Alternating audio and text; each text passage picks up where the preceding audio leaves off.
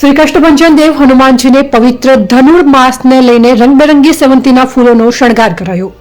સ્વામિનારાયણ મંદિર વડતાલ ધામ સંચાલિત સુપ્રસિદ્ધ યાત્રાધામ સાળંગપુર ધામ શ્રી કષ્ટભંજન દેવ હનુમાનજી મંદિર ખાતે પરમ પૂજ્ય શાસ્ત્રી સ્વામી હરિપ્રકાશ દાસજીની પ્રેરણાથી તેમજ કોઠારી વિવેક સાગરદાસજી સ્વામીના માર્ગદર્શનથી આજે સાળંગપુરમાં શ્રી કષ્ટભંજન દેવ હનુમાનજીને રંગબેરંગી સેવંતીના ફૂલોનો શણગાર કરાયો છે.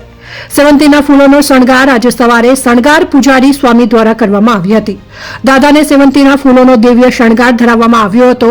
આજે કરાયેલા શણગાર વિશે પૂજારી સ્વામીએ જણાવ્યું છે કે સેવંતીના ફૂલોનો શણગાર કરાયો છે. વડોદરાથી આ ફૂલ મંગાવ્યા છે અને સિલ્કના વાગા ફૂલની ડિઝાઇન અને જરદોશી વર્ક કરાયું છે.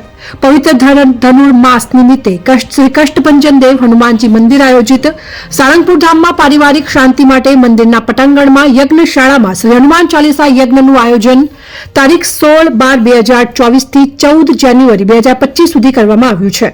યજ્ઞશાળામાં શ્રી હનુમાન ચાલીસા યજ્ઞ સવારે 7 થી 12 વાગે અને સાંજે 3 થી 6 કલાક દરમિયાન પવિત્ર ભૂદેવો વડે પૂજન અર્ચન આરતી કરવામાં આવી રહ્યા છે. હજારો ભક્તોએ આ અનેરા દર્શનનો લાભ લઈ ધન્યતાનો અનુભવ કર્યો હતો.